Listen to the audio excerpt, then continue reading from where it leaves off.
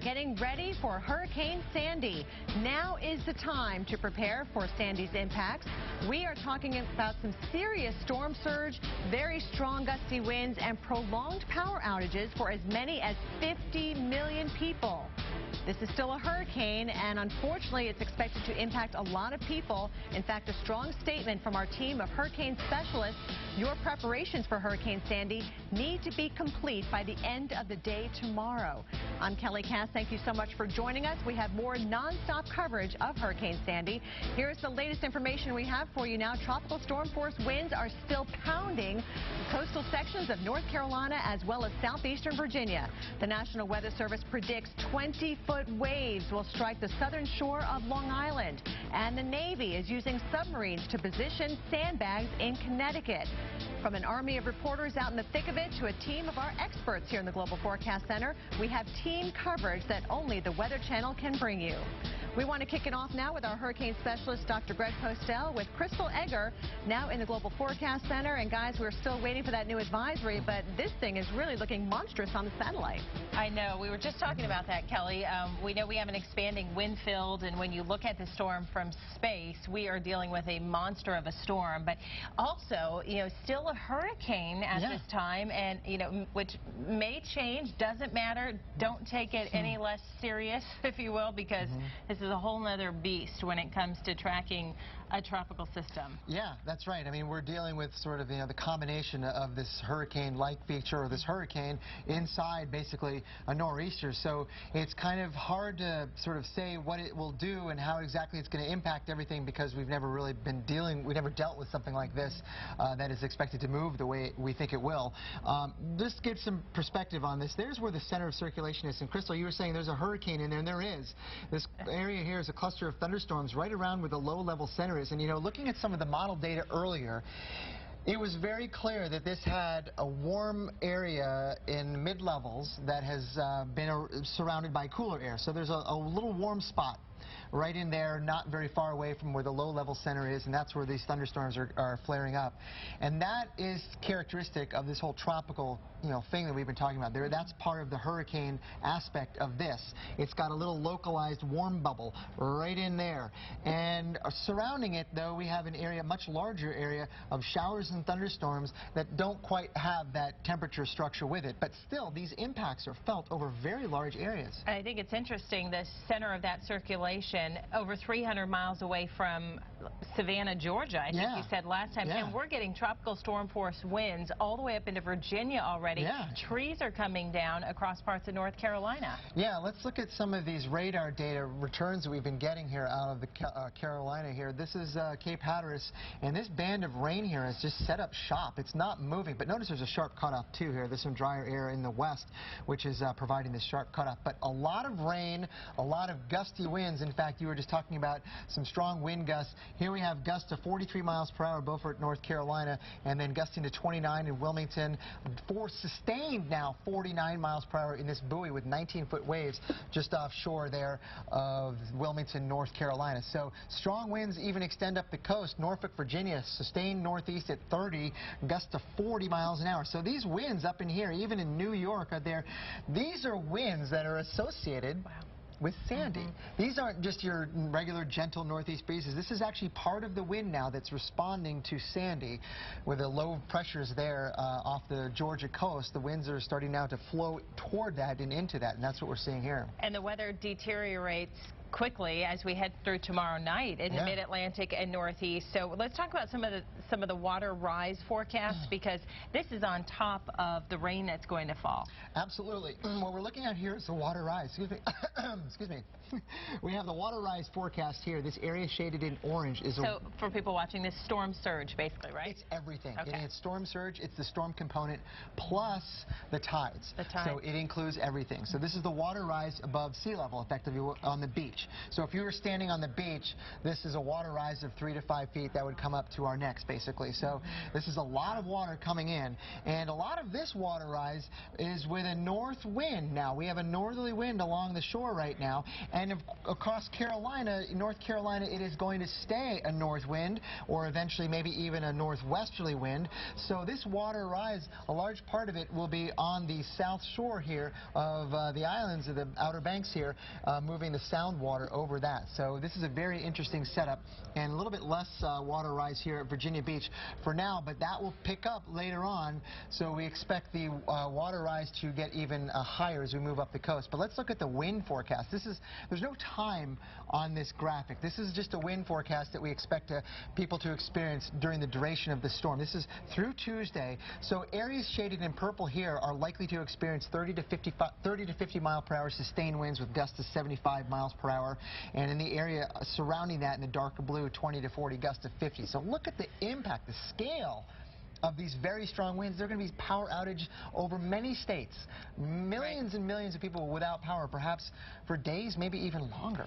And the wind will be blowing for a long period of time, right? At a damaging speed potentially, and that weakens the trees. We've got leaves on the trees, and kind of exacerbates the problem. Yeah, it does. And the rain falling, and yeah, exactly, you're right, the stress on these trees over time, and there was going to be a lot of tree damage and some structural damage as well. So this is an event that's going to last a very long time, and all the way through Tuesday. And this is another part of the storm that we haven't really talked about, is that middle of next week, also maybe a chance for some significant snow in the mountains of West Virginia, where some of the models, I was looking at some of the forecast output, they're putting out feet of snow in the higher elevations over a small area of West Virginia. And if you're without power, it's scary to think how chilly it's going to be. There's such a big winter component to this.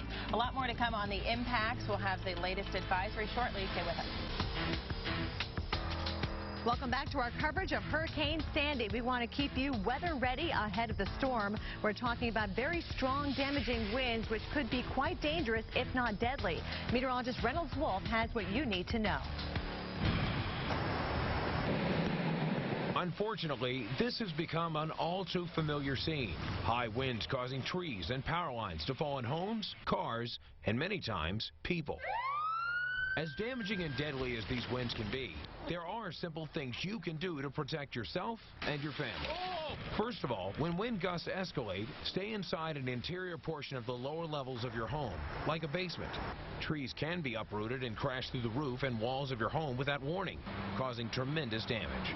If you are caught outside during high winds, watch for flying debris and take cover inside a building. If you're driving, keep both hands on the wheel and keep a safe distance from other cars. High-profile vehicles like trucks, vans, and SUVs are more prone to being pushed. If winds get too severe to drive safely, pull over to the side of the road and stay away from trees. Finally, the best thing you can do when high winds hit is find a safe, secure place to ride out the storm. I'm meteorologist Reynolds Wolf, the Weather Channel.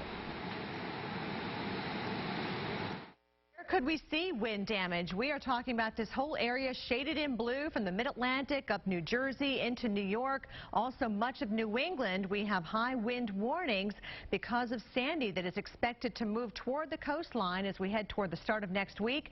I know a lot of you have your Halloween decorations out, perhaps some patio furniture that still might be out there as well. Now is the time to secure your property. Make sure everything is put away because things will get picked up and blown around. Also keep in mind the same area will likely see several inches of rain, so make sure the leaves are cleared out of the storm drains and make sure your gutter is able to handle several inches of rain. Where could you lose power? Well, the area shaded in the red from New England all the way down to Washington, D.C., back towards Pittsburgh and Roanoke, Virginia. This is where power outages are likely. That means expect that your power could go out for days and possibly even weeks, and possible outages in that surrounding area in the orange as far south as North Carolina. So this is a very serious situation. We hope everybody heeds the warnings as far as Hurricane Sandy goes. All right, for more now on the preparations ahead of Hurricane Sandy, we want to go now to WVIT TV's Stefania Jimenez in Fairfield, Connecticut, where evacuations are already underway. Thanks for joining us, Stefania. Thank you. And you know what, guys, tonight is all about last-minute preparations in Fairfield. People here want to stay ahead of the game, secure their properties, because they don't want Hurricane Sandy to be a repeat of Tropical Storm Irene. Now, a mandatory evacuation will go into effect in Fairfield starting tomorrow at noon, and this affects the people who live along a 3-mile area right by the beach. Those people are now boarding up their homes, putting up sandbags to keep water away from their property. Officials say it's not a matter of if, but rather how extensive that flooding will be. Now, back out live here, leaders are also warning residents to be ready because, of course, they might be without power for an extended period of time. But again, a mandatory evacuation order will go into effect here in Fairfield starting tomorrow at noon. For the Weather Channel, I'm Stefania Jimenez with NBC Connecticut News. Now back to you. Stephanie, do you know if that will be enforced? Will people actually be going door to door to make sure people are actually doing such a thing, evacuating? Well, we know that officials here have put out reverse 911 calls, and as for right now, the area is under a voluntary evacuation order. But again, that will change tomorrow at noon when it automatically becomes a mandatory evacuation. And people, the officials here, the police department is telling people to get out of their homes now, to go further inland, because there's just no telling how they'll be able to get with those people, to get to those people, rather, if they do run into some trouble. Exactly. You don't want to put emergency personnel in danger either. Stephanie, thank you so much for that live report from Connecticut. And hopefully everybody will heed those warnings and get out safely before it's too late, really, because the winds and the rain will be picking up probably by tomorrow night and then really picking up in intensity for that area Monday into Tuesday. Let's take a look at some of the other impacts of Hurricane Sandy. In the red, of course, this is where you need to be taking action, not just in Connecticut, but throughout that entire area shaded in the red. Take action now. Philadelphia included, by the way, right on down towards Cape Hatteras, North Carolina. Again, this is a very serious situation. Be on alert mode in those other areas, in the surrounding areas up towards Burlington, Vermont, and over towards Bangor, Maine. Well, if you can safely snap pictures or maybe take some video of Hurricane Sandy, we'd appreciate it. Just be safe as you're doing so. You can email them to eyewitness@weather.com, upload them weather.com/eyewitness, or use the Weather Channel app. We'll be right back. Well, it's 50 past the hour, time for the tropical update, and we have the new advisory from Hurricane Sandy. As 11 o'clock, this storm now is 75 miles per hour. That is the same as the previous advisory. Continuing to move off to the northeast. Pressure 960 millibars. So all is steady. Nothing changed really since the last advisory. The center of circulation is about 360 miles east-southeast of Charleston, South Carolina. Right in there where a cluster of thunderstorms appears to be situated very close to where that low-level center is.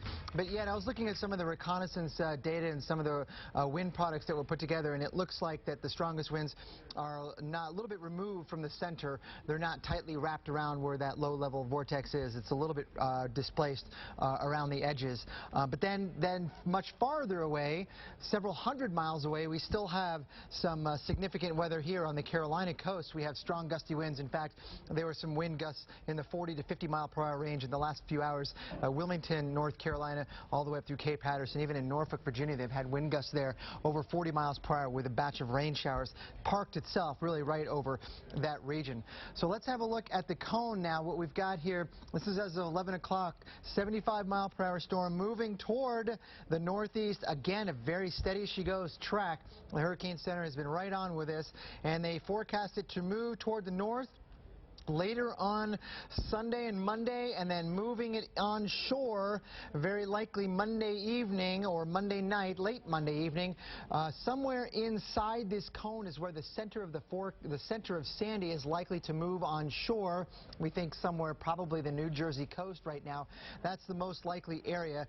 But again, with such a large system, the center of the circulation may be coming on shore here, but we will have very strong winds around the system that extend out for hundreds of miles. But that does have an impact on the storm surge precisely where the center comes in, because if the center comes in, say here, the strongest in central New Jersey, then the strongest and highest storm surge would likely be north of that, perhaps closer to New York City, Long Island Sound, places like that. So it is going to be critical for the storm surge purposes and the coastal flooding exactly where that center is, because again, right along it and just to the north of where that center comes in will be the highest storm surge. But again, the strongest winds or strong winds will likely encompass a very large envelope, hundreds of miles surrounding Sandy.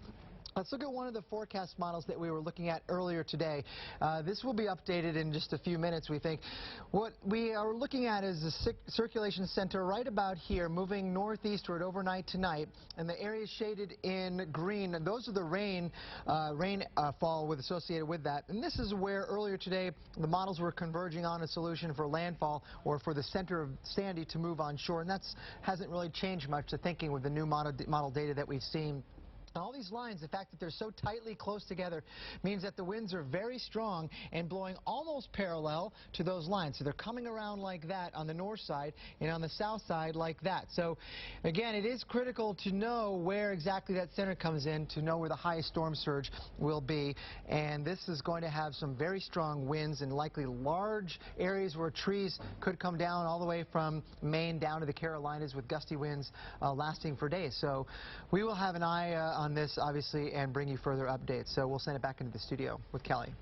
All right, thank you so much, Dr. Postell. And of course, we want everybody to be taking action now and have your actions completed by tomorrow night, because Dr. Postell just told you about how the conditions are going to be going downhill pretty quickly after tomorrow night into Monday, especially and Tuesday across areas like New York, Philadelphia, down towards D.C., and still for the Outer Banks of North Carolina. Action is necessary here. Otherwise, we are definitely on alert mode in the areas surrounding this, because this is such a huge system. We are expecting a lot of wind damage and, unfortunately, some power outages as well. Of course, Sandy is our top story on weather.com. I've got it called up here on the iPad. The tropical update is right there. More on the Sandy threat index. We actually have a guide to just kind of let you know what we're thinking as far as these areas are concerned. We've also got all the latest maps, including Sandy's forecast path, where we do think it's going to be going eventually, making that hard left into the coast. Unfortunately, big cities being implicated here. Take those evacuation orders very seriously. In fact, we are seeing more and more evacuations taking place, not just in Delaware,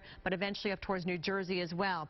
How can you let your friends know who might be in the path of this storm about the danger? Well, we have something called My Friends Weather. You can sign up on Facebook or the Weather Channel's website here. You can let them know about the watches and warnings, and just letting them know that it's time to hunker down when those conditions get pretty nasty out there, and we do expect it to get pretty nasty. Crystal? And important to point out, Kelly, if your home loses power, you can still listen to the Weather Channel's live coverage. We're being broadcast on both Sirius and XM satellite radio stations. The Weather Channel is Hurricane Central. We're here with you all day, all night long with expert analysis. Paul Goodlow and Kim Cunningham coming up next. Well, now on Weather Center Live, our exclusive threat index is now at the action stage. Major cities like Washington, D.C., Pittsburgh, New York City, Boston, Philadelphia all need to be prepared for the impacts of Hurricane Sandy. And people are heeding the warnings, boarding up their homes ahead of the powerful storms, winds. But still, we have expert analysis you won't find anywhere else. From the Weather Channel headquarters in Atlanta, you're watching Weather Center Live. And welcome to this extended edition of Weather Center Live. I'm Paul Goodlow. Here's the very latest. President Obama has canceled campaign events in Virginia and even Colorado due to Hurricane Sandy. In Florida, the storm has caused significant flooding in the Fort Lauderdale and Miami Beach areas. Most of the causeways off of Fort Lauderdale Beach are reportedly closed. And if you're traveling by rail, call ahead. Amtrak has started canceling some service in advance of Hurricane Sandy. And we've just received the latest advisory from the National Hurricane Center. And again, you continue to see Hurricane Sandy as a hurricane, 75-mile-per-hour sustained winds with this system. And it continues to be a threat all up and down the eastern seaboard, basically from the Georgia coast and the Carolinas on through Maine. Again, the pressure has remained at 960 millibars and continues its movement to the northeast at 14 miles per hour. The good news is the tropical storm watch has been discontinued for the South Carolina coast. Well, for more in-depth analysis, let's head to Kim Cunningham and our hurricane specialist, Dr. Greg Postell. Paul, with this new advisory, we did notice that the wind stayed the same at 75 miles per hour. And looking at it, yeah, a little questionable, but The Hurricane Center has the reasons why they kept it at 75. And it's interesting, the strongest winds away from the center. Yeah, we were looking at some of the wind analysis products out there, and they're accumulating all the data that they have with the reconnaissance data that the aircraft that are flying in there and other instrumentation that they use. They've sort of found basically winds of about 65 knots, which is about 75 miles per hour. That was on the southwest side of the storm, where the center of circulation is right there. That would place strong winds, pretty far away from the center, right out here at about 75 miles per hour. So that sort of, I imagine, went into their calculus for maintaining the intensity at 75 miles per hour. So that's what we're dealing with. It is moving northeast at 14 miles an hour, as Paul said earlier. And, looking at some of the thunderstorm activity close to the center, this is what we've been talking about all along. This is kind of the hurricane-like component to this, and this is where the center of circulation is, right in there, maybe 350 miles away east of Jacksonville, Florida. So, and this is what we're going to see with the cone. I mean, this cone really hasn't changed. The Hurricane Center has been right on with this, and it's moving toward the northeast, and then will likely Sunday evening and early Monday start to take that hard left turn or west turn towards the coast. The center of Sandy will likely move onshore. We think maybe New Jersey. That seems to be where the models are converging right about now. But because the system is so large, it will likely be extending, strong winds extending over hundreds of miles. Not that dissimilar than what we're seeing now with some of the data, with the hurricane force winds, maybe 75 miles away, or 150 miles away, I should say, right now anyway, from where the center of circulation is. All right, so we've tightened up that cone a little bit. We'll have more coming up in a few minutes. Let's get back to the studio. Paul? Well, right now it's the calm before the storm in New York City, and the Weather Channel's own Jim Cantori is in Battery Park City, New York, to give us some idea of what to expect. Good evening, everyone, from Battery Park City, as it's called. This is Lower Manhattan, and one of the areas around the New York City area that does flood. Parts of Staten Island, Fire Island, of course, the Rockaways, the far Rockaways, all these areas are prone to flooding and actually were evacuated during Irene. At this point, there is no plans to evacuate those areas, and I'll tell you, we have a storm system that will produce similar storm surge right here at the lower part of Battery Park. We had about 5.5 feet for a maximum storm surge, and we may have several tide cycles where that water will rise. We got a chance to hear from the mayor earlier during his press report, and this is what he had to say about evacuations and storm surge. Let me tell you first, we are not ordering any evacuations as of this time for any parts of the city. We're making that decision based on the nature of this storm. Although we're expecting a large surge of water, it is not expected to be a tropical storm or hurricane type surge. With this storm, we'll likely see a slow pileup of water rather than a sudden surge, which is what you would expect from a hurricane, and which we saw with Irene 14 months ago. So it will be less dangerous, but make no mistake about it, there will be a lot of water, and low-lying areas will experience flooding. The only thing I'll say about that statement is just because this isn't going to be a perfect tropical storm or hurricane, it will be a hybrid of such, I wouldn't let my guard down, because what may not be taken into account here is that incredible left hook that this storm is going to take, something that we've never seen, while piling up 10 to 20-foot waves offshore. All this water has no place to go but in. We also have a new moon and a high tide, an astronomical high tide, to be factored into that as well. So we'll see. Let's just hope this is the right decision, certainly, because you're talking about some 350,000 people that certainly could be in harm's way in terms of flooding. That's about how many people were evacuated during Irene because of the potential storm surge flooding there. All right, other decisions, 65 shelters that will be opening on Sunday at about 9 o'clock tomorrow morning. Schools will also be decided upon tomorrow. And the mass transit, you're talking about 8.5 million people per day that are moved around by ferries, by taxis, by subway cars, by trains, all these ways of getting in and around New York City. How is that going to be disrupted? How are they going to maneuver that? A lot of those decisions will come tomorrow, including those on aviation as well. Right now, they're just asking that you call ahead if you have a flight coming up on Monday and certainly Tuesday, as this will be a long duration event. Some of these high rises may actually lose power, and they're asking people to use the stairs. And if you're 36 or 40 floors up, that's a lot of walking. Reporting from the lower part of Manhattan, I'm meteorologist Jim Cantori. Back to you. Well, stay with us throughout the night for coverage of Hurricane Sandy. Now, you only have about 24 more hours to prepare for this serious situation, and we'll help keep you ahead of the storm and get you weather ready. Are going to be blocked by falling trees. falling power lines potentially. All of that lends to really dangerous condition for people to be driving around. Please only be in your cars if you absolutely have to be. And that was Governor Chris Christie from New Jersey. Now to Connecticut, where during a news conference, Governor Daniel Malloy encouraged citizens not to consider Sandy as a normal storm. In fact, he wants cities to begin leaving as soon as possible. Because of this tide schedule, I have recommended that municipalities begin executing evacuation plans, their own plans, by 10 a.m. on Sunday. I want to make special note, Connecticut citizens are not used to storms of this duration. And because it's being referred to as a hurricane or tropical storm, many of our residents think this is a 12-hour at maximum cycle. It is not. It looks to be substantially longer than that, and that's why any evacuations need to occur on Sunday during daytime hours.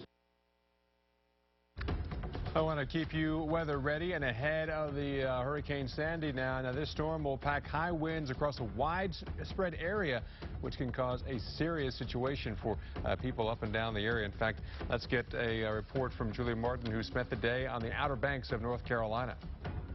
Well, we continue to get lashed by the outer bands of Sandy here in Nags Head, North Carolina. Conditions are deteriorating. They will continue to go downhill overnight as well. We're going to be dealing with tropical storm force winds, possibly coastal flooding, street flooding, several inches of rain with this system. And this is just a taste of what is likely to come in the northeast after the storm passes on. But still, we are in for a couple of very rough days. In fact, we're not going to be out of our tropical storm warning here until Monday. So this is a prolonged event. The winds are onshore, pushing all of the water toward property here.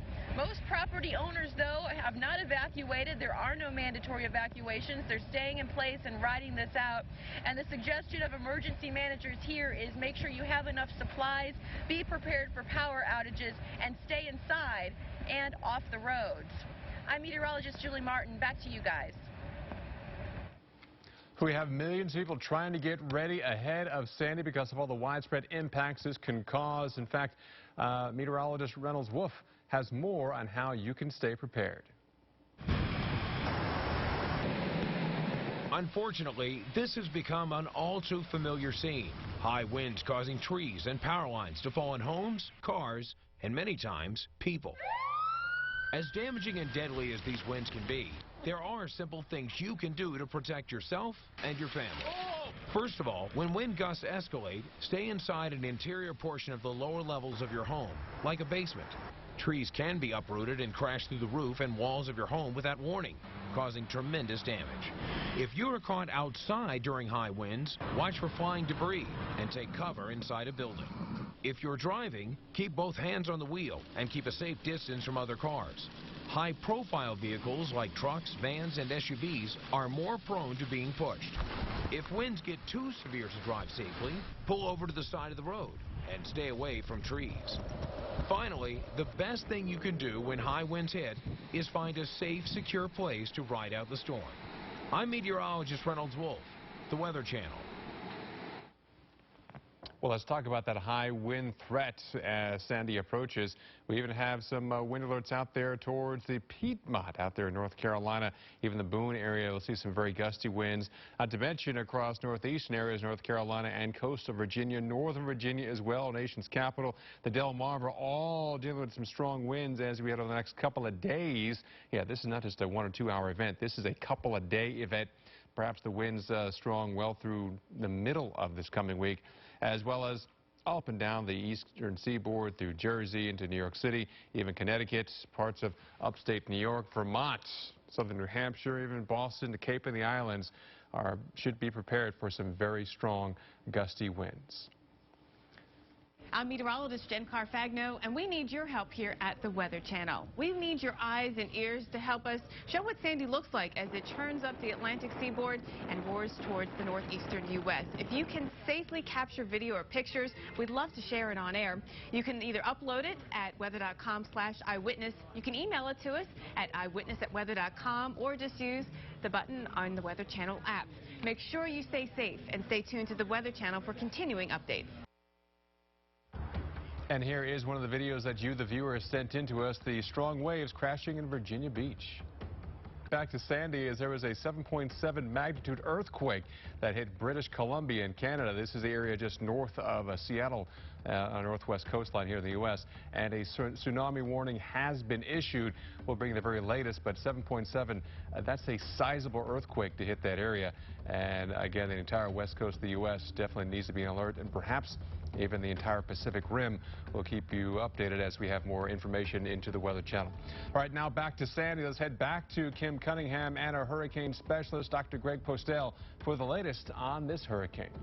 And Paul, we're worried about the East Coast. You know, we have the earthquake on the West Coast, the Pacific Northwest area. But, you know, we got to watch out what's happening with Hurricane Sandy as well. And the latest advisory, Greg, has come in, winds at 75 miles per hour.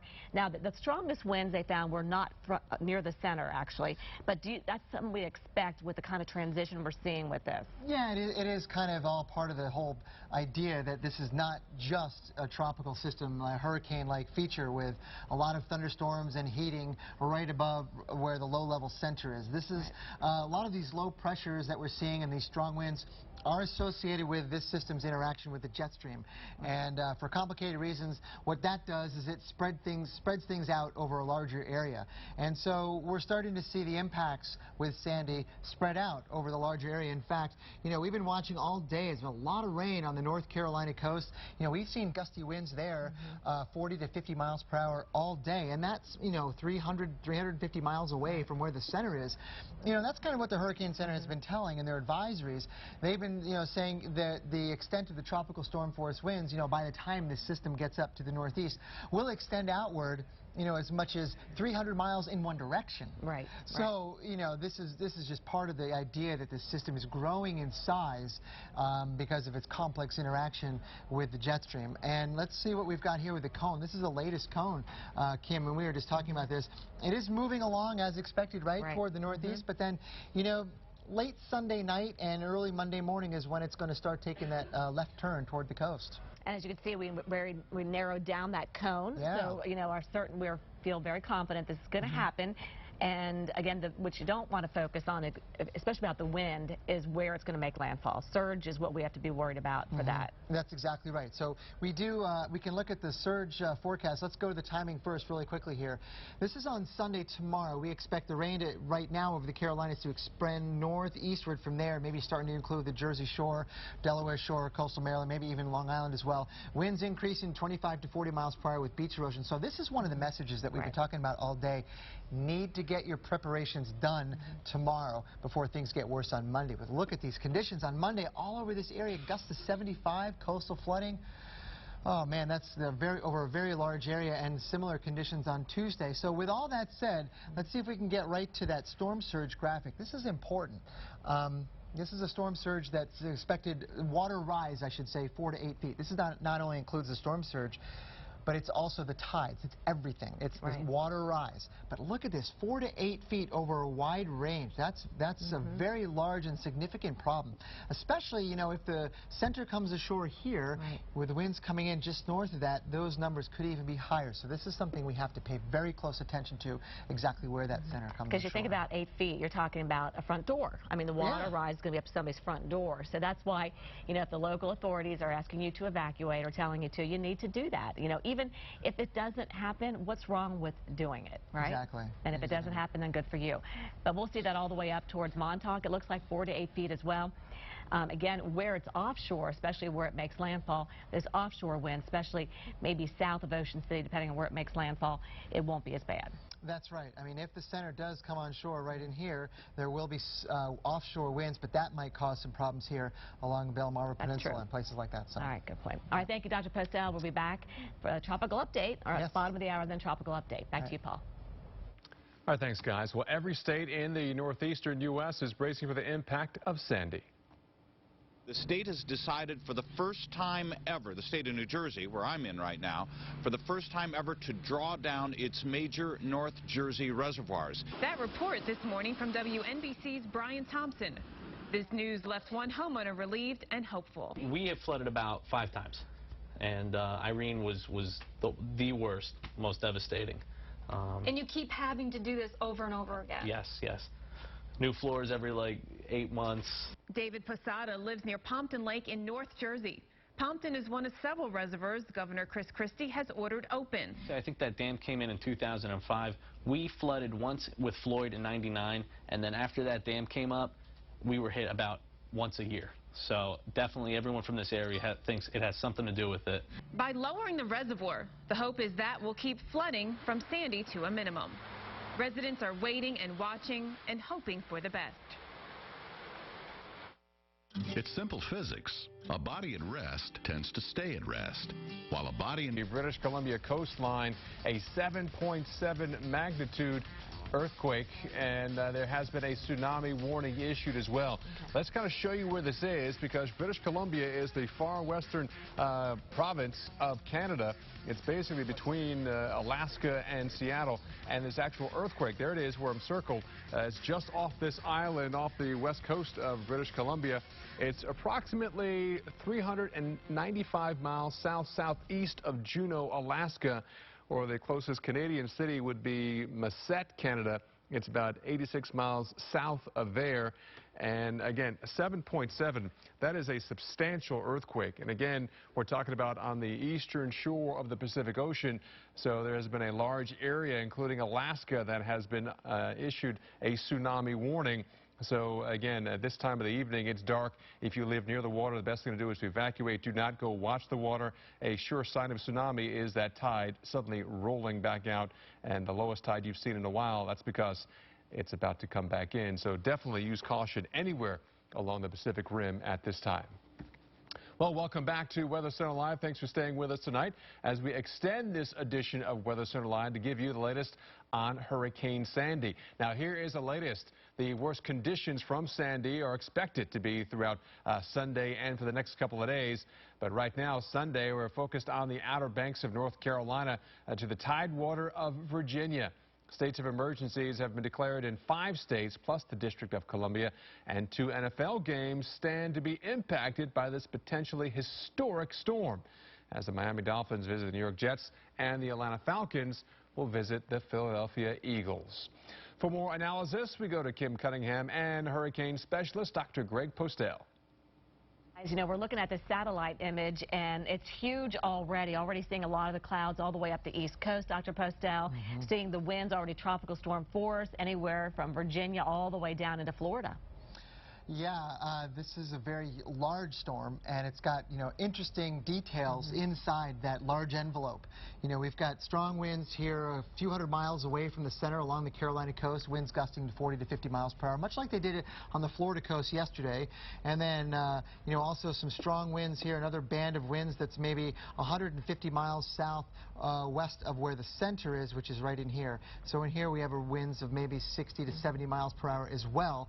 And there is 75 mile per hour sustained wind officially reported by the Hurricane Center. So it's complicated, and we do know it's large and it's coming toward the northeast. So let's focus on what we've got here in the Carolinas. Okay, and this rain's been coming down. I was looking at Doppler estimates. I'm seeing over 3 inches already here along the coast. And, as this thing moves north, we're going to continue to be in that band of rain for a while. Yeah, the winds are northeasterly, and they've been that way all day, and they're going to be that way likely all tomorrow. And that's because the center of the storm is paralleling the coast. They're not making, really much of a difference in the storm relative framework. So they're going to continue with those northeasterly winds, gusty for a while. And look at some of these wind gusts we've seen on the coast here, 36 miles an hour here at Beaufort. They were earlier gusting over 40, but very large waves, 20-foot waves offshore. Norfolk, Virginia right now, 26 gusts to 37.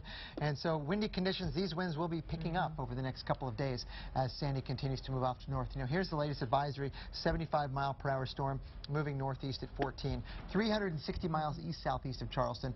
And here's the cone. So let's look at the cone. Hasn't changed. No, it hasn't. Right? I mean, the Hurricane Center have been right on. They've been, done an excellent job keeping consistent with this. And this is, the models have shown that it is going to take that north and then northwestward jog late in the weekend and early next week. The fact that both of our, computer models we use, the European and the GFS, both coming in agreement. Timing may be a little different, but that it's going to be anywhere from Jersey, maybe towards the Delmarva area. But as it moves inland, it's still an inland threat. It's going to weaken some, but again, the big problem is going to be wind, but also maybe flooding for some, and also some heavy snow too. Yeah, you know, we've been looking at some of the models, and they do show later on in the period, maybe the middle of the week, a heavy snow area maybe developing across higher elevations of West Virginia. You got to stress higher elevations, so maybe above 1,500 feet or 2,000. That snow accumulations perhaps in the feet, so in a very small area. So we got that to deal with as well. Yeah, just about everything. Yeah. All right, Paul, back to you. This is one wild storm. Well, NBC's Jay Gray is in Rehoboth Beach, Delaware, and he shows us some of the preparations for Sandy. Saturday is moving day along the Atlantic coast. Don't want to take a chance. Moving furniture that could fly during hurricane-force winds and pulling boats out of the water before the tide gets too high. Just getting out of the way of the hurricane, getting out of harm's way. Emergency operation teams are moving into position, staging power crews just outside the potential strike zone, while sandbags are being moved into place as preparations kick into high gear. Hundreds of thousands are stocking up on essentials they'll need to ride out the storm. I got a little generator. I'm making sure the oil's clean, and we got water, flashlights and stuff. Lines are growing at gas stations, many rushing to move out as Sandy gathers momentum and slowly moves in. It could get pretty bad. You know, we're talking about a bigger storm here. This is a massive storm that could affect communities from the Carolinas through Maine. And if the current forecast track holds, New Jersey could take the most significant hit. At this point in time, it'll likely make landfall late on Monday evening, bringing with it accumulated rain, high winds, and beach erosion, significant beach erosion.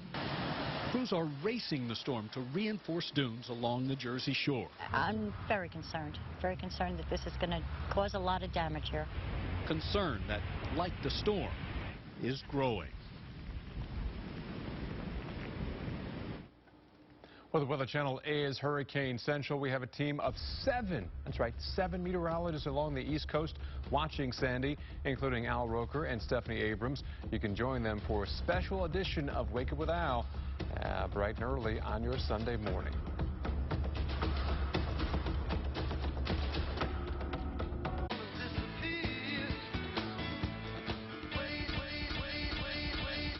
We got some breaking news to tell you about. We've had a couple of earthquakes off the Queen Charlotte Islands in British Columbia, Canada.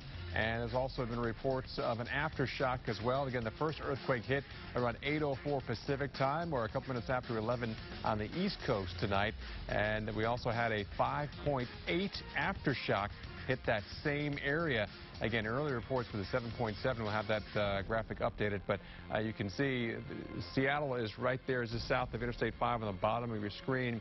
Juneau, Alaska is to the north, so this is still a couple hundred miles, over 300 miles south of the Juneau area.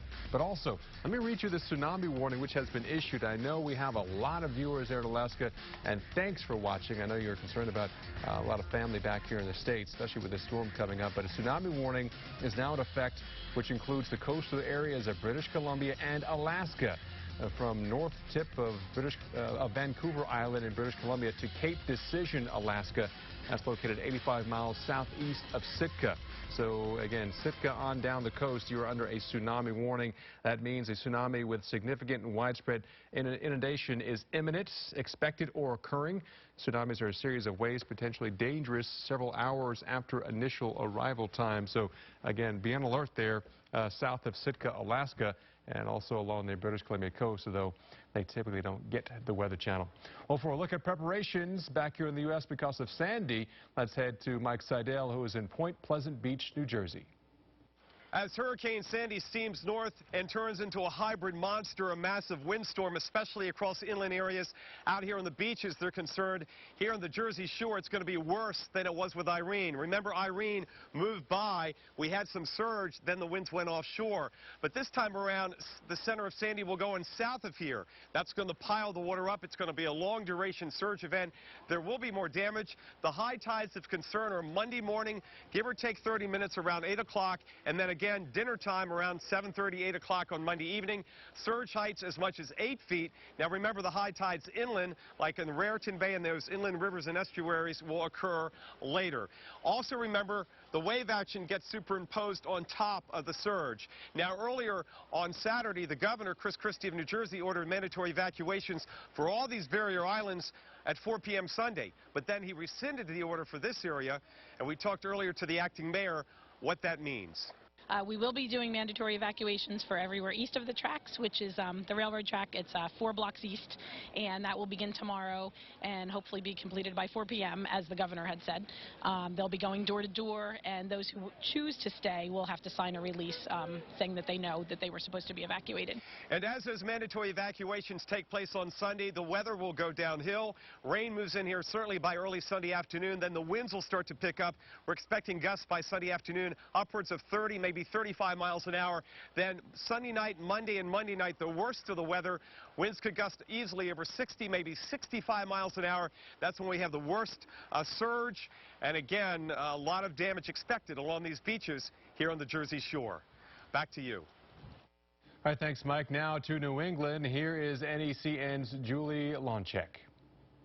What we learned today is that people across the state of Massachusetts are taking this storm seriously. In fact, at a lot of home improvement stores right now, you would be hard-pressed to find quite a few supplies. A lot of hype going on, so we're not sure if it's going to happen or not, so better safe than sorry. At the Lowe's in Quincy, Massachusetts, just beyond the premature holiday cheer, you'll find flashlights. We need it sometime. You don't know. Never know. Gas cans, tarps, and water, but you won't find any generators. We actually started selling out of these probably Tuesday, Wednesday, you know, when the momentum was coming in, and sold right through them. We haven't had any the last 3 days. They've sold 25 this past week and are expecting an emergency shipment on Sunday. The Acavani family came in picking up a flashlight with a bigger peace of mind sitting back at home. Well, we end up buying a generator too, so we're really prepared this time, just in case. Store managers have noticed a big change in buying habits between Sandy and Tropical Storm Irene and that late October snowstorm. People are just more aware, and I think when you're stuck in a situation where you haven't had power and you were out of power for so long, and this particular community was hit with that, they don't want to go through that same situation. This time, many in New England want to be ready, even if that means an $800 credit card bill. Hopefully we don't need it. You can return it, right? It's still in the box. That particular line of home improvement stores will be getting that emergency generator shipment on Sunday. Hey everyone, time for your tropical update. I'm meteorologist Kim Cunningham along with Dr. Greg Postel, hurricane specialist. And we have some new information from one of our computer models we're going to talk about a little bit, but I want to show you too the big overall picture and just how big this system is right now. It's huge, and we're looking at a center of circulation, 350 or so miles east of Savannah, Georgia, and there are some strong winds. We think close to hurricane force, if not hurricane, right at 75 miles per hour, maybe 150 miles away from the center. Some strong winds also near the center, and also another area of very strong winds gusting 40 to 50 miles an hour on the Carolina coast with some heavy rains as well. So let's have a look at some of those rains. This rain band hasn't moved. It hasn't. Oh my gosh, it's been hours, all day practically, and this heavy rain band has been producing wind gusts of, you know, we said maybe 50 miles per hour. Some damage, in fact, near Wilmington, North Carolina, with some trees down earlier today. So there is, it's got wide-ranging effects already. It's only going to get bigger. It's only going to get bigger and worse. And look at Sunday's forecast. It spreads all the way up towards New York City. Probably late Sunday into Mondays when we start to see the effects, really feel it in New York City. The winds will increase. Even in Boston, we're seeing winds gusting to 75 miles per hour, and coastal flooding. I mean, we've been talking big about that too. There's a lot of water that's going to be coming this way, and those onshore winds will really batter the coast. Right in this direction. That's exactly right, and especially north of where the center comes on shore.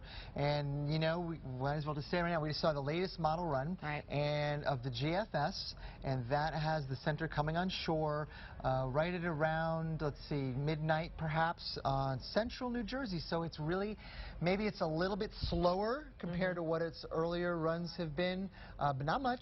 Just a couple hours here and there. Really, it's within the sort of margin of error, so to speak.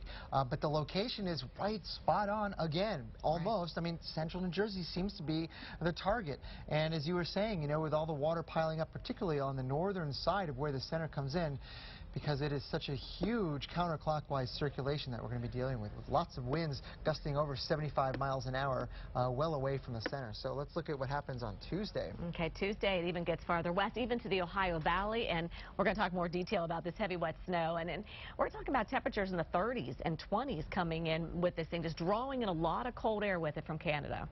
Yeah, and you know, this is just amazing. I mean, still Tuesday, we're talking about wind gusts perhaps of 70 miles per hour over a wide area, but I think by then, Tuesday night, even Wednesday, this system, you know, will begin to wind down, spin down just a little bit. So obviously Monday night and early Tuesday will be the worst, but then thereafter things gradually get less bad. I wouldn't want to say get better or good, but less bad, because it's still, there are going to be a lot of trees down, a lot of power outage. Millions of people, we think, will be without power. So, and dealing with the cold, too. And the cold after it, exactly right. Cold air comes in. You were mentioning that heavy wet snow. We'll talk about that in just a minute. So let's look at the storm surge now. Now this is going to be the highest storm surge will be near and just to the right of where the center comes in. And you know, with new model data coming in suggesting the center will come in somewhere in here, that would bring the highest water very close to northern New Jersey, New York, maybe even Long Island Sound as well. This is a big problem because, you know, this forecast has water rise totals of 4 to 8 feet. So this is water rise, you know, that's the storm surge plus the tides. That's, you know, a lot taller than we are. Right. And does that also include, Dr. Postel, like the full moon and maybe astronomical tides as well? It includes everything. That's how these numbers were calculated. And I just wanted to point out this area shaded in orange. There are no numbers tagged to it. We just wanted to make sure that there is going to be storm surge effects north of here, probably not quite 4 to 8 feet farther east of Montauk Point, but very likely some high storm surge there as well. We don't have the numbers for that yet, but it's sort of a a smooth continuation of this off to the east with perhaps, you know, slightly lower heights the further away from where the center comes on shore, which again, right around there. So let's look at some of these winds that we expect with this over huge areas. Right, and this is where, you know, you think of a tropical system, you think of surge, you think of water rise, you think of winds, you think maybe right around the center and not too far from the center, but because this thing is so huge, we're expecting even 15 to 30 mile per hour winds all the way to the Ohio Valley. And look at the 75 mile per hour wind. That's in that purple. That's all the way over into West Virginia. That will put down trees and power lines. Oh yeah, absolutely. And here's the last, one of the components of this that we can't ignore. Right. Snow. And this model, all the models, this storm is likely to put out a lot of snow over higher elevations, maybe above 2,000 feet, 1,500. We're not exactly sure yet, but feet of snow perhaps. I saw one that had like over 40 feet, one computer model. 40 inches. Yes, 40 inches. 40 inches. Yeah, not 40 feet, 40 inches. Yeah, that's right. So we have to deal with snow. Right. Snowshoe could have a lot of snow with this. So. Welcome back to Weather Center Live. We have some breaking weather news to talk about. We have an earthquake. In fact, earthquake followed by an aftershock off the British Columbia coast. Again, this is kind of between Seattle and Alaska. There it is circled there on the screen. These are the Prince Charles Islands out here, and a 7.2 magnitude earthquake followed by a 5.8 aftershock. There has been a tsunami warning issued for areas south of Sitka, Alaska, on through the northern tip of Vancouver Island in British Columbia. Seattle, Portland, you are not in this tsunami warning, but again, there has been one earthquake followed by an aftershock, and 7.2 magnitude earthquake that can do some substantial damage. And right now, it appears as though that was centered offshore, just off the coast of British Columbia, followed by a pretty strong, significant aftershock, a 5.8 there as well. Of course, we'll keep you updated on anything that goes on out towards the west. But again, Sitka, Alaska, southward along the Alaskan shore into British Columbia, you're under a tsunami warning. Stay away from the coastline and head to higher ground if you can. Well, welcome back to this extended edition of Weather Center Live. I'm Paul Goodlow, and here's the very latest on Sandy. Yes, we're still watching Sandy up and down the eastern seaboard. Tropical storm wind gusts are expected to reach the coastal Carolinas overnight, and Sandy's forecast track remains parallel to the southeast coast through Sunday. And we're expecting 3 to 6 inches of rain from the mid-Atlantic to New England, with up to a foot of rain locally Already over 3 to 5 inches in parts of eastern North Carolina. Now for in-depth analysis, let's head to Kim Cunningham, who is standing by at the expert area. Kim? And Paul, you know that rain just continues, and I'm going to show you that radar in just a minute right there along the coast. But here's the very latest. If you're just joining us, this is the latest advisory from the National Hurricane Center, and it's still a 75-mile-per-hour hurricane that's moving northeast at 14. It's picked up in forward speed just a little bit. The pressure's at 960 millibars. That's dropped millibar. But we don't want you to focus too much on these particulars because the widespread effects of this is going to be our problem, not so much focusing right around the center. Now, we're starting to see the wind spread out even more. We're getting reports now the strongest winds are down in this area here of it, and we're seeing some strong winds along the coast as well, gusting to tropical storm force all the way up to Virginia. And also some heavy rain coming down. This is our satellite and radar combination. You can see the clouds all the way back into Georgia. What a day, a chilly day today. And then we have this heavy rain coming right into eastern North Carolina, the Outer Banks, this whole area all the way up Virginia Beach. We've had reports, as Paul said, 3 to 5 inches of rain in this area. And as long as this slowly moves up in this direction, as you can see, we continue to have that flow coming from down here, from up there to down here, okay, north to south. So we'll continue to be in that heavy rain band. So what I want you to prepare for, too, in eastern North Carolina and Virginia is the potential for some flooding. Now, we're seeing the winds right now offshore, more northerly winds, so we're not concerned about surge in this area, okay? So the flow is coming down in this direction. So that's pushing the water out. We're seeing waves up to 20 feet. We're seeing winds at this buoy to 47 miles per hour. And check out this gust at Beaufort, 32, gusting to 42. So the winds are here already. We're starting to see winds gusting as well. Up in Atlantic City at 12 miles per hour, gusting to 40 now at Norfolk, 25 here at this buoy, 9-foot waves. So the waves are increasing as well. Starting to feel the effects all the way up the coast. And look at the waves out here, 3 foot, 6 foot. This has all been an increase, and we'll continue to see that. Right now, the winds gusting at Block Island to 21, New York City gusting to 18. This is all the beginning of it. All right, now here's the forecast for us. 15 to 30 mile per hour wind. This area will see this through Tuesday. Through Tuesday. You know, wind gets on my nerves. I don't know about you, but I have to deal with this through Tuesday is going to be a nightmare. Ohio Valley, you know, we possibly could see a few power outages, mainly in the blue. We could see gusts to 50 miles per hour. So anywhere in the blue, there's a potential for power outages, especially where we have the purple and gusts to 75 miles per hour.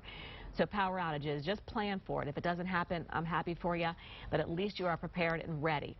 Okay, it's important because it's going to be very chilly behind this system. All right, so here's the projected path from the National Hurricane Center, keeping the winds at 75 miles per hour, maybe at this point becoming more extratropical, but it doesn't matter. It's going to bring the same effects inland no matter what it is.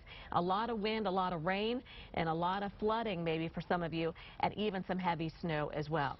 So here's the timing. Strong winds, we're talking 50-mile-per-hour gusts overnight tonight for the Outer Banks. 65-mile-per-hour winds during the day on Sunday. Ocean City, Maryland, we're gusting to 70 by tomorrow night. And then the USGFS model, that has just come in. It's now taking it very similar as it did earlier, right into central New Jersey. So we're really feeling pretty certain about this forecast at this time. They're very consistent. Paul? All right, thanks, Kim. Well, Fairfield, Connecticut has issued a mandatory evacuation from the town's beach area beginning at noon Sunday. And right now we get the very latest on preparations from Stephanie Jimenez. Putting some sandbags down and just hunkering down. For now, it's all about those last-minute preparations for Hurricane Sandy. We are sandbagging. We're going to board up tomorrow morning. We brought in our furniture, our outdoor furniture. We're going to get tarps and sandbags and put them against the house. Many Fairfield residents are concerned. They lived through Tropical Storm Irene and saw what it did to some structures. This is YouTube video of a house that Irene turned into an island. It was surrounded completely by water. Doug expects flooding in the area, but hopes his home isn't compromised. Worst case scenario, we're going to have some water on the deck, maybe in the house, but we're going to take whatever steps we can to keep that to a minimum. Residents here are keeping their fingers crossed that there will be minimal damage. Hope for the best. But officials are also preparing for the worst, urging residents to get out while there's still time. And it's better to be safe than sorry. You always turn around and come back if it doesn't work out, if it's not as bad as we think it is. Well, stay with us throughout the night for coverage of Hurricane Sandy. You only have about 24 more hours to prepare for this serious situation.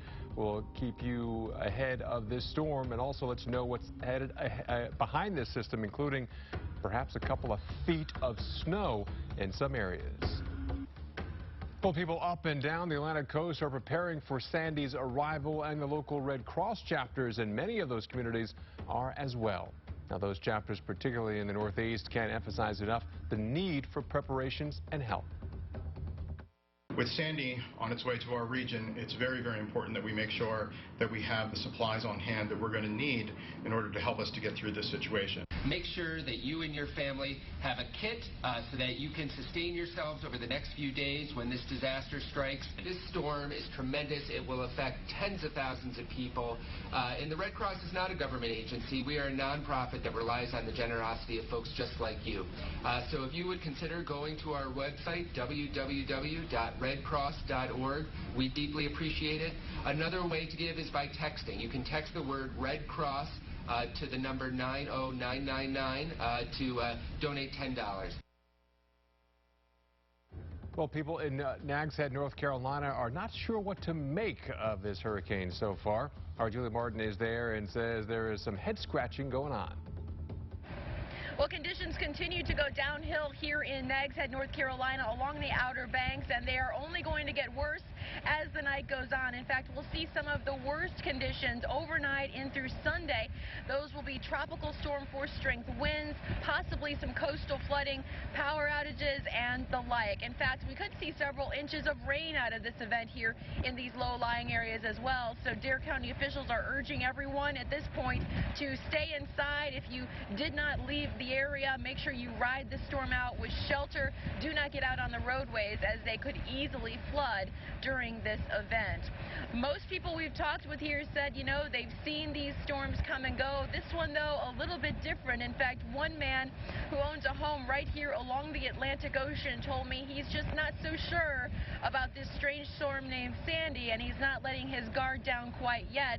Certainly has been a meteorological surprise for all of us, but we will have to wait and see just what the damage will be here before Sandy goes on to do quite a bit more in the Northeast. Back to you guys.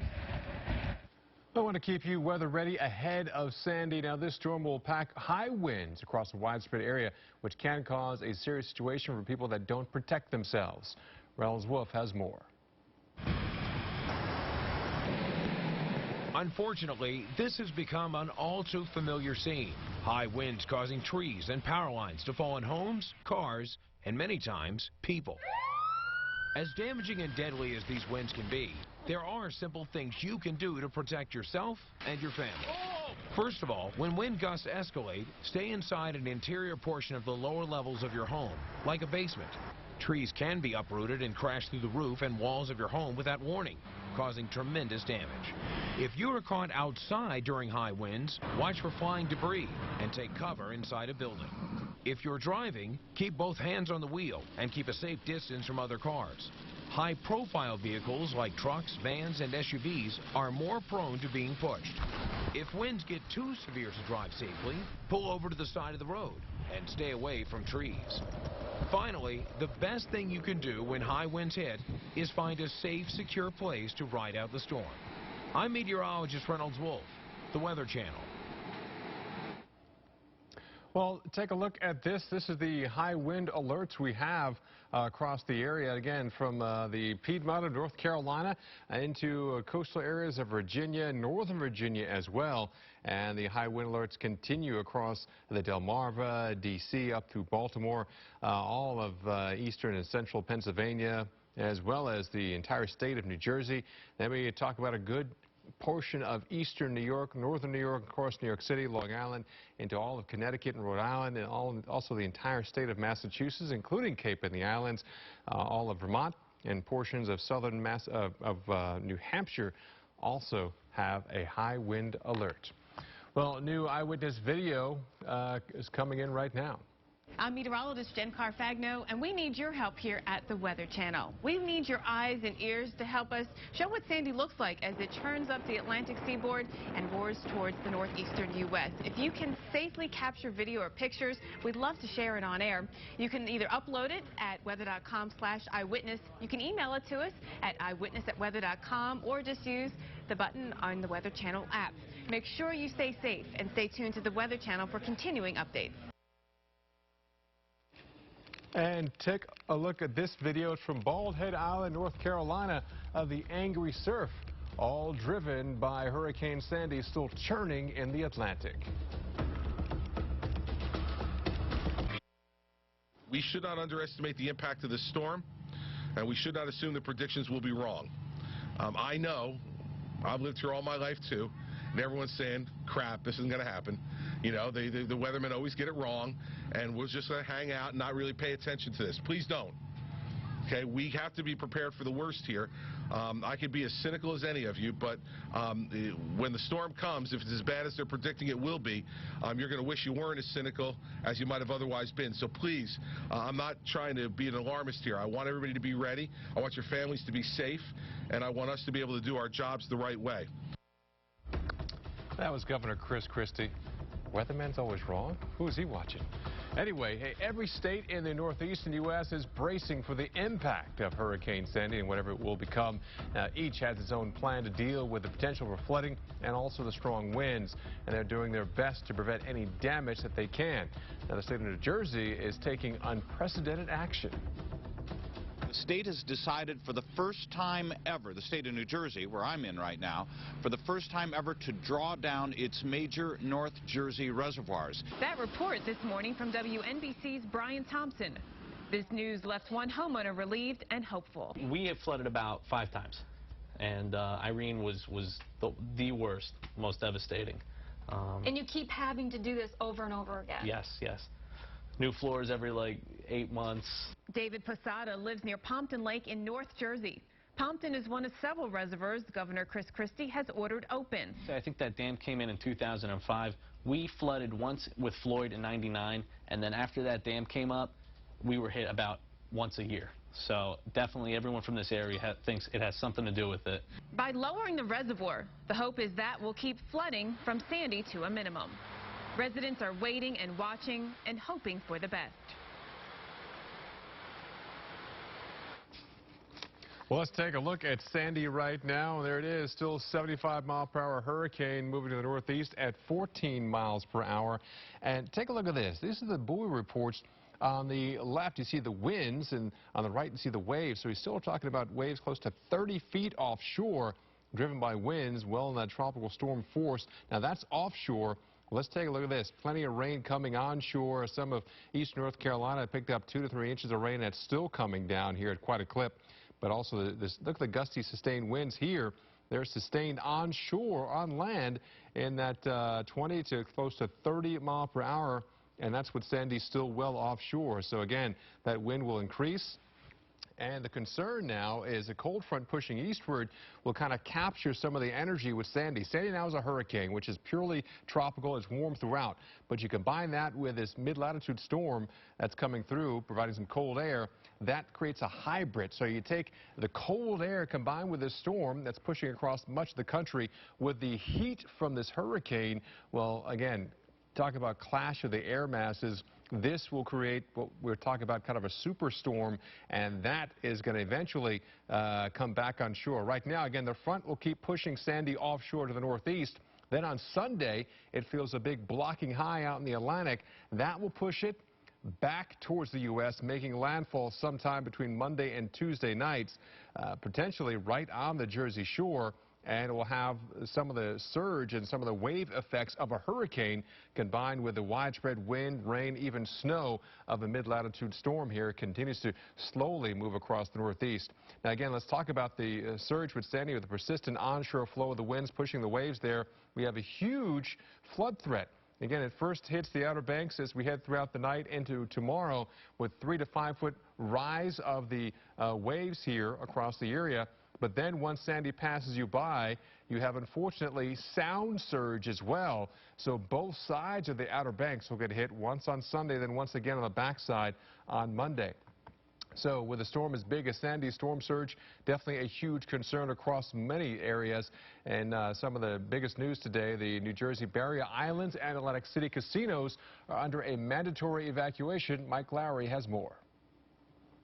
The storm surge forecast now calls for up to 8 feet of water rise. But what does 8 feet of water mean for you?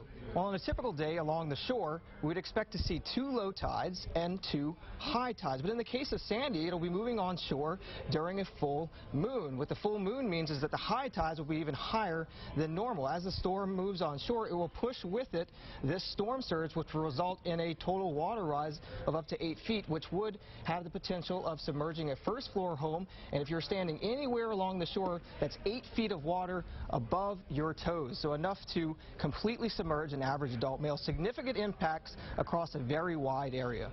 Back to you. Well, if your home loses power, you can still listen to the Weather Channel live broadcast. You can do that by listening to XM and Sirius radios. It's on Station 1. Got some breaking weather news to tell you about. Of course, we're watching Hurricane Sandy, but also on the West Coast, we are dealing with an earthquake that hit just north of Seattle, actually in British Columbia. Let's show you exactly what it is. In fact, we had 2 earthquakes. One was the initial one, which was a 7.7 magnitude earthquake here off of British Columbia, about 123 miles southwest of Prince Rupert's, British Columbia, or approximately about 395 miles south of Juneau, Alaska. Again, 7.7 followed by a 5.8 aftershock. So there has been a tsunami warning issued as well. Let's kind of show you where it is in relation to the rest of the U.S. here. Again, this is well to the northwest of Seattle.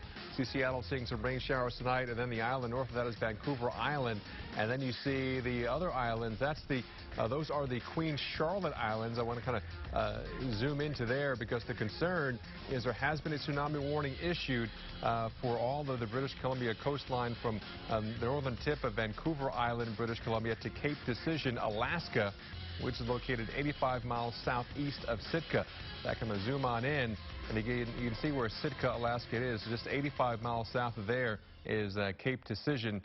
And then I'm going to zoom out a little bit more. You can see where that earthquake is. So there is a tsunami warning along this area, meaning if you're along the coast, you need to leave the coastal areas, move inland, or move to higher ground. That is the safest place for you. There is a concern for tsunami after those 2 earthquakes that we felt tonight across the Northwest. And yeah, 7.7, that's pretty substantial as well.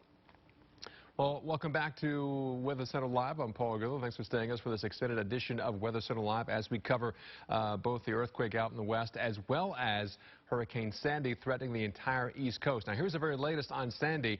It is going to make landfall somewhere along the southern New Jersey coastline late Monday night.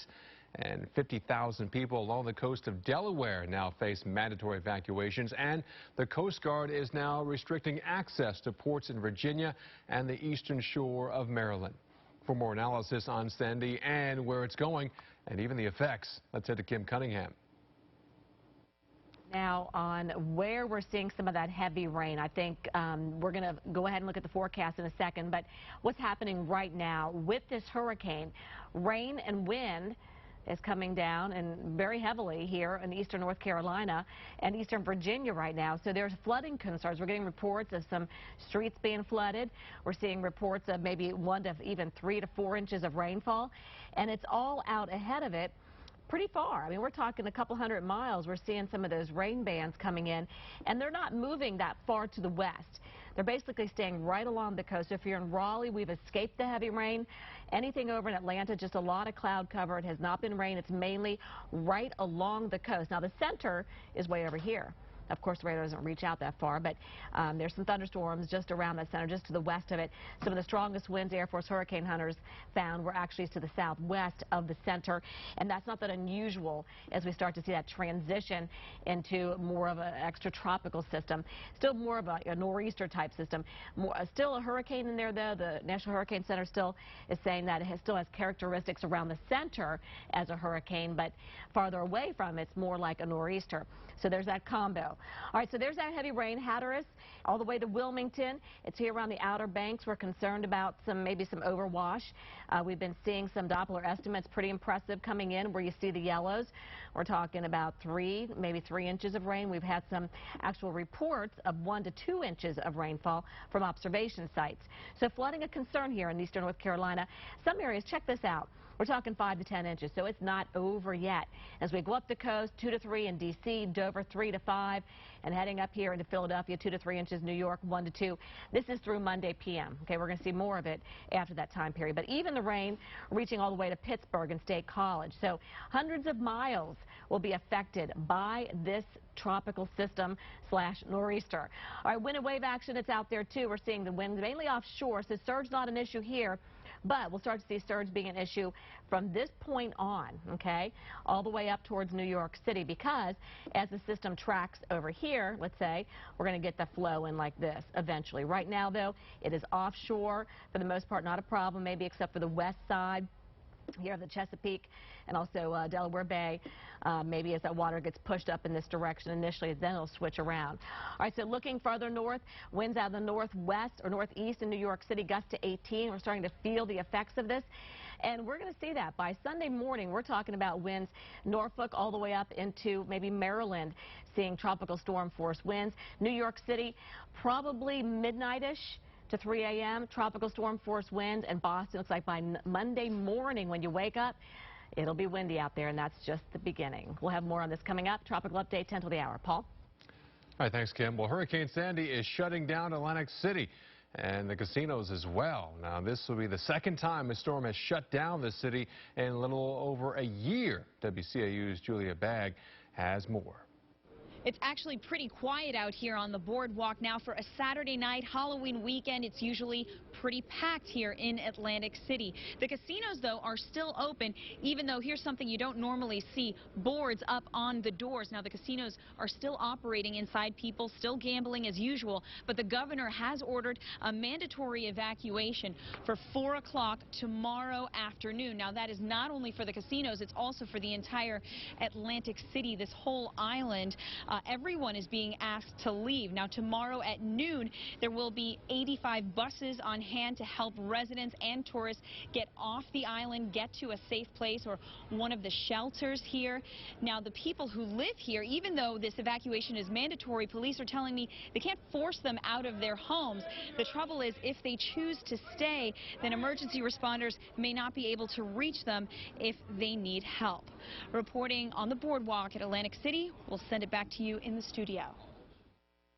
Well, the Weather Channel is Hurricane Central. We have a team of 7 meteorologists in the field watching Sandy, including Al Roker and Stephanie Abrams, joining you bright and early tomorrow morning. Take a look at this. A kiteboarder braves the elements. High winds and surf at Nags Head, North Carolina as Sandy approaches. Wow. And yeah, he spoke about why he does this. Not right now because it's not that big. But yeah, later on this afternoon when the tide comes out, it's going to get even bigger. But there you got some 15-footers. And yeah, sometimes, you know, you're like, oh my gosh. You know, so yeah, it does. I mean, that's why it keeps you also on your edge. See too many old kiteboarders, do you? Not doing that stuff, not kiteboarding in hurricanes. Hope he's got some insurance paid up. Well, for a look at preparations, here's Mike Seidel in Point Pleasant Beach, New Jersey. There are still some people here on the boardwalk at Point Pleasant Beach tonight because of a big Halloween party, but after that, everything will be shut down and boarded up. Take a look at what was going on around the area this afternoon. Not a bad Saturday afternoon. A good day to prep for the arrival of Sandy. Boarding up widespread. You couldn't go down any street here in town where they weren't getting set for what is going to be a big hit, and it's going to be worse than Irene because Irene zipped on by. We had some surge, but this time around Sandy goes in south of here and produces a storm surge here as high as 8 feet.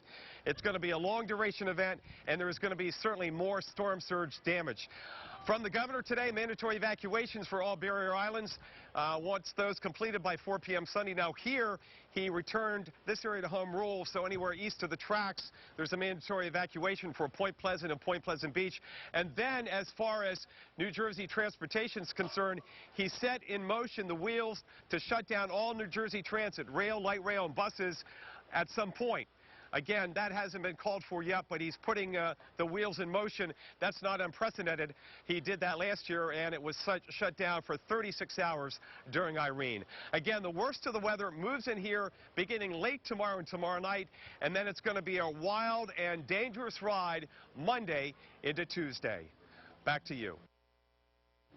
All right, that's New Jersey. What about New England? For a closer look at preparations there, here's NECN's Julie Lonchick in Quincy, Massachusetts. What we learned today is that people across the state of Massachusetts are taking this storm seriously. In fact, at a lot of home improvement stores right now, you would be hard-pressed to find quite a few supplies. A lot of hype going on, so we're not sure if it's going to happen or not, so better safe than sorry. At the Lowe's in Quincy, Massachusetts, just beyond the premature holiday cheer, you'll find flashlights. We need it sometime. You don't know. Never know. Gas cans, tarps, and water, but you won't find any generators. We actually started selling out of these probably Tuesday, Wednesday, you know, when the momentum was coming in, and sold right through them. We haven't had any the last 3 days. They've sold 25 this past week and are expecting an emergency shipment on Sunday.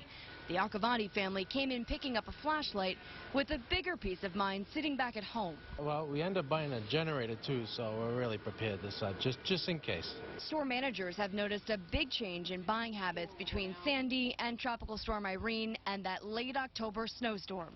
People are just more aware, and I think when you're stuck in a situation where you haven't had power and you were out of power for so long, and this particular community was hit with that, they don't want to go through that same situation. This time, many in New England want to be ready, even if that means an $800 credit card bill. Hopefully we don't need it. You can return it, right? It's still in the box. That particular line of home improvement stores will be getting that emergency generator shipment on Sunday, but if you want one, they say, get in line early. For the Weather Channel in Quincy, Massachusetts, I'm Julie Lonchick. They had Christmas trees up in that store. Hey, check out some of the eyewitness photos the viewer, have been sending in to us. This photo taken at Ocean View Beach Park in Norfolk, Virginia. And we've got another picture in from Ocean Pines, Maryland. Residents there taking notice of Hurricane Sandy and have removed all the boats from the docks. That is good planning. And take a look at this. Some of the waves created as Sandy passed by Deerfield Beach, Florida, there in parts of southern Florida. Now, waves estimated at 15 feet slammed the pier and took out some of the railings and even some of the floorboards of the pier as well. Pretty angry Atlantic. Now, if you can safely, and the key here is safely, take pictures or record video of Hurricane Sandy or the aftermath of Sandy, we like to use them here on the Weather Channel. And in fact, there are 3 ways you can get the pictures and video to us. You can email them to us at eyewitness@weather.com, or you can upload them to weather.com/eyewitness, or you can use the Weather Channel app on your smartphone or your tablet device. Well, in anticipation of Sandy, lots of states. Hey everyone, it's 10 till the hour. It's time for our tropical update, and an update, of course, on Hurricane Sandy. Besides that, there really isn't anything in the eastern and the Atlantic basin we're concerned about. So let's go ahead and show you the very latest on Hurricane Sandy. This is the 11 o'clock advisory. The winds are at 75 miles per hour, the pressure 960, moving northeast at 14, so a little faster, a little drop in pressure, the wind staying the same. Still looking at a hurricane, you know, right in this area here, but far from it, out in this area, acting more like we call a nor'easter. So this is what we call our little hybrid system, our combination system, and this is what's going to move north and then eventually towards the west. What I wanted to bring you up to date on was our new computer model, our run that has come in for the GFS. Okay, it usually comes in around this time. We put it for you graphically, and you can see if it's changed at all and what it's thinking about where this is going to make landfall and if it's still going to make that hook to the left. And here it is Sunday morning, right where it had it, maybe a little west at this point, and then a quick left just to the south of New York City. And this is about 7 o'clock in the evening Monday night, making landfall here at this time. And notice the isobars, or lines of equal pressure, how close they are together all the way north, south, east, and west. This is going to be a huge wind maker. And then with a landfall right here, we'll talk about surge a little bit and how bad that could be here around Long Island Sound. and for folks in Connecticut and Rhode Island, even here into the Cape area.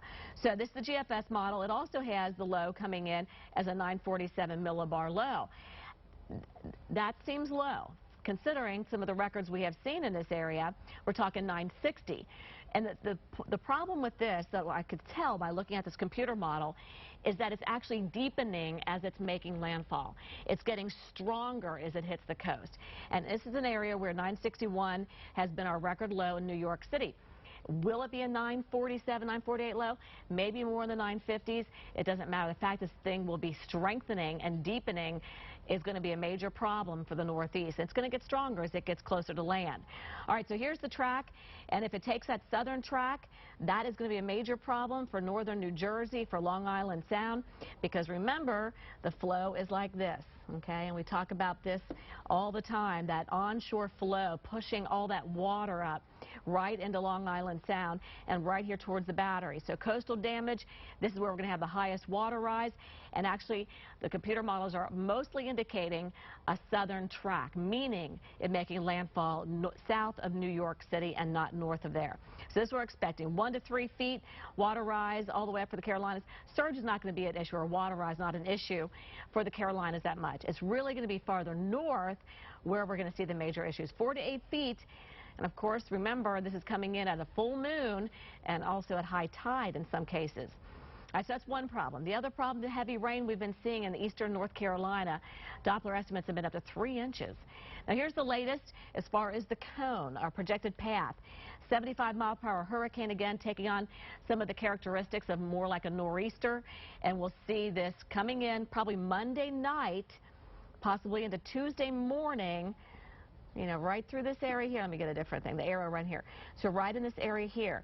Now, as it moves inland, the computer models are saying it's going to weaken some, but not too much. It's not. We're going to be windy, by the way, in this area all the way into Thursday and Friday.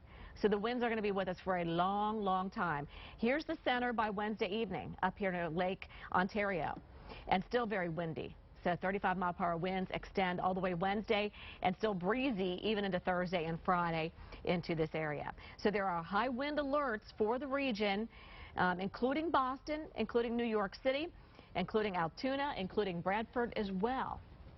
All right, now a little current information. Let's go ahead and check in and see where we're seeing some of the wind and wave action. Now, this is off the coast of North Carolina and South Carolina. We're seeing, at this point, offshore winds out of the north at Beaufort, gusts to 51 now. 51-mile-per-hour wind there. That's way tropical storm force, okay? Then even we're starting to see the winds pick up here for the mid-Atlantic. So it's just a matter of time. Everything's going to go downhill from here for the mid-Atlantic and for the Northeast. Hopefully you are done with your preparations. Paul, back to you. Very scary Halloween visitor this year. Well, in anticipation of Sandy, a state of emergency has already been declared. We'll have more on what's going on after this. We're here in the parking lot of RFK Stadium in Washington, D.C. Now, as of Friday, D.C.'s mayor declared a state of emergency, and preparations have been underway. If you take a look behind me, you can see some of what's going on. Sandbag distribution. This area is expected to get at least 4 inches of rain, and that has caused problems in this area in the past. D.C. is offering free sandbags to people who can prove their residency with a driver's license or some other valid ID. This is just part of the preparations that are going on. Folks that have been in line say that they're actually hoping, and some even praying, that we don't get hit with this storm, but they're hedging their bets with some solid preparation. In the nation's capital,